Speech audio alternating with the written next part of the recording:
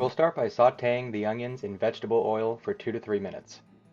Add in the garlic and cook for an additional 1 to 2 minutes. Add in the vegetable mix, diced potatoes, vegetable stock, almond milk, herb mix, and black pepper. Mix well and bring to a simmer.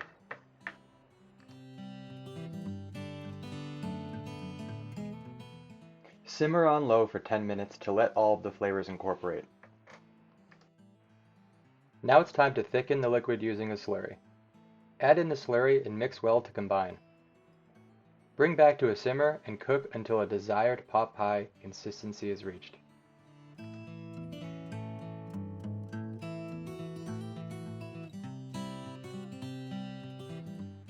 Roll out the pie crust and use the ramekins to punch out circles. Add slits in the dough to ensure air has a way to escape during cooking.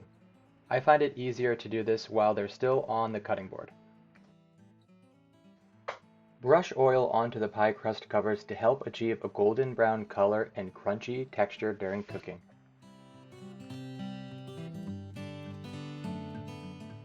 We'll now fill the ramekins with the filling and cover with the pie crust.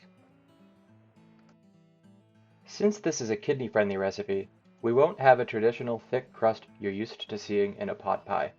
Instead, we'll push the pie crust covers inside the lip of the ramekins. Bake in a preheated 425-degree oven for 30 minutes or until golden brown. You are now ready to impress your friends and family with this easy, kidney-friendly, vegan pot pie recipe. You can find the full recipe on our website at cukebook.org. Happy cooking and enjoy!